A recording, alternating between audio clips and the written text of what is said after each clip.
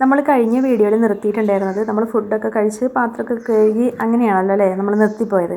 പിന്നെ ഞങ്ങൾ അതൊക്കെ കഴിഞ്ഞിട്ട് എല്ലാവരും ഹാളിൽ വർത്താനം പറഞ്ഞ് കുറേ നേരം ഇരുന്നിട്ടോ ഉച്ച ഭക്ഷണമൊക്കെ കഴിഞ്ഞിട്ട് അപ്പോഴാണ് നമ്മൾ ആൽബം കണ്ടിട്ടുണ്ടായിരുന്നില്ല, കല്യാണത്തിൻ്റെ ആൽബങ്ങളൊക്കെ.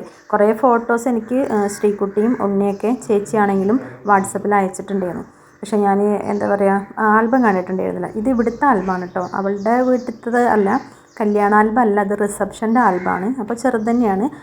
അതായത് ചെറുതെന്ന് പറയണത് ഒരുപാട് ഫോട്ടോസുകൾ ഉണ്ടാവില്ല, കല്യാണത്തിൻ്റെ ഫോട്ടോസ് ഉണ്ടാവില്ല, അത് പെണ്ണിൻ്റെ വീട്ടിലായിരിക്കുമല്ലോ. ഇത് ഇവിടെ റിസപ്ഷൻ ആയതുകൊണ്ട് ഇവിടുത്തെ ഫോട്ടോസാണ് കേട്ടോ. അപ്പോൾ അതൊക്കെ നോക്കിയിരുന്നു. പിന്നെ കുറേ നേരം വർത്താനം പറഞ്ഞു. പിന്നെ അതൊക്കെ കഴിഞ്ഞ് 4:45 ഞാൻ പറഞ്ഞല്ലോ ചേച്ചി ഏട്ടനും മരണ വീട്ടിൽ പോയതായിരുന്നു എന്ന്. അപ്പോൾ അവർ വന്നത് 5 മണിയൊക്കെ ആയപ്പോഴാണ്. പിന്നെ ചേച്ചിയും ഏട്ടനും കുളിയൊക്കെ കഴിഞ്ഞ് വന്നു. പിന്നെ ഞങ്ങൾ ചായ ഇട്ട് കുടിക്കാൻ കേട്ടോ, 5:30-6 മണിയൊക്കെ ആവാനായിട്ടുണ്ട്. ചായ ഇട്ട് കുടിക്കണം. അപ്പോൾ കേക്ക് ആദ്യം ഒരു കേക്ക് ഒരു കട്ട് ചെയ്തിട്ടുണ്ടായിരുന്നു കേട്ടോ, ക്രിസ്മസിന് വാങ്ങിയത്. ഇത് 2ാമത്തെയോ 3ാമത്തെയൊക്കെ പറഞ്ഞു. അപ്പോൾ ഇത് നമ്മൾ വന്നിട്ട് കട്ട് ചെയ്യാമെന്നും പറഞ്ഞിട്ട് അങ്ങനെ വെച്ചതായിരുന്നു. അപ്പോൾ ഞങ്ങൾ ചായയൊക്കെ ഇട്ട് കേക്കൊക്കെ കട്ട് ചെയ്ത് ചായ കുടിച്ചുകൊണ്ടിരിക്കുകയാണ് കേട്ടോ. എങ്ങാനാണെങ്കിൽ ഒന്ന് മിന്നി വീണാലോ അല്ലേടി, കുറെ അനുഭവിച്ചതാണ്.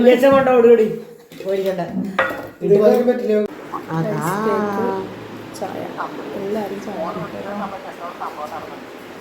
എന്താണോ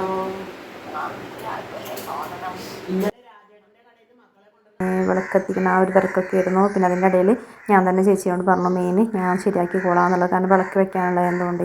പിന്നെ മീനൊക്കെ എന്താ പറയുക കട്ട് ചെയ്ത് കുറച്ച് നേരം മസാലയൊക്കെ പുരട്ടി ഒന്ന് വെച്ചു കേട്ടോ.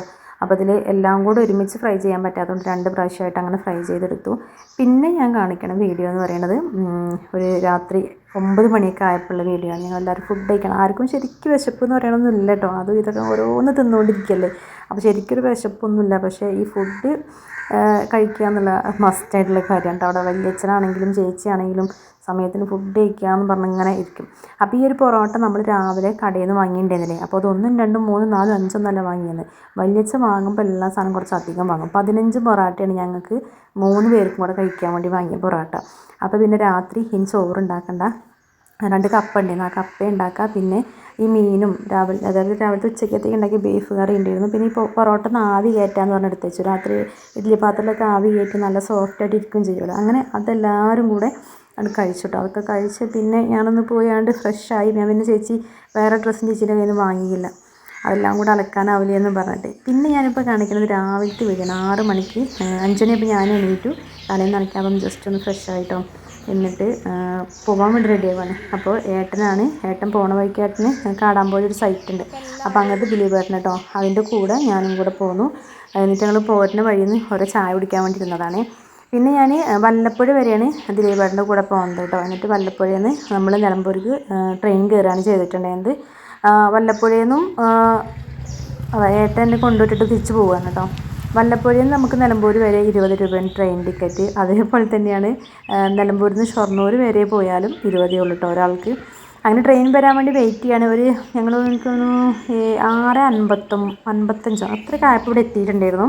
അപ്പോൾ ഞാൻ നോക്കുമ്പോൾ ടിക്കറ്റിനകത്ത് എഴുതിയത് 7 മണിക്ക് ട്രെയിൻ എടുക്കും എന്നുള്ളതാണ് കേട്ടോ, വരും എന്നുള്ളതാണ്. പക്ഷേ 7 മണിയായപ്പോൾ വന്നില്ല, 7:05 ആയപ്പോഴും വന്നില്ല. അപ്പോൾ ഞാൻ 1-2 പേര് ഉള്ളൂ ആകെ ഉണ്ടായിരുന്നു, ചെറിയ സ്റ്റോപ്പാണല്ലോ. അപ്പോൾ അവരോട് ചോദിച്ചപ്പോൾ 7:18 ആവുന്നതാണ്. പിന്നെ ട്രെയിൻ വരാൻ സമയമായപ്പോഴത്തേക്കും കുറച്ച് പേരൊക്കെ വന്നു കേട്ടോ.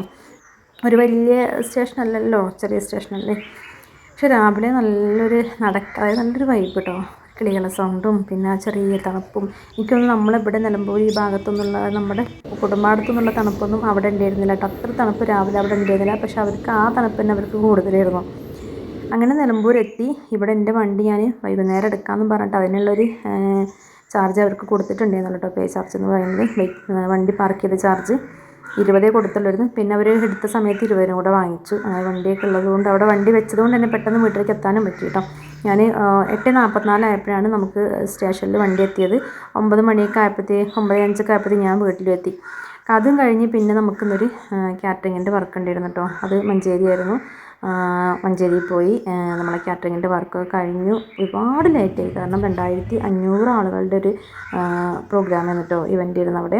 അതൊക്കെ കഴിഞ്ഞ് ഞങ്ങൾ വീട്ടിൽ, ഞാനിപ്പോൾ കുടുംബാടത്തല്ല നിന്നത്, കാരണം മക്കളില്ലാത്തതുകൊണ്ട് ഞാൻ നേരെ പൊട്ടിക്കലിക്കാണ് പോകുന്നത് കേട്ടോ. ഇവിടെ എത്തിയപ്പോഴത്തേക്കും 11 മണിയായിട്ടുണ്ട് ഗൈസ്. അപ്പോൾ ഇന്നത്തെ വിശേഷം ഇത്രയേ ഉള്ളൂ.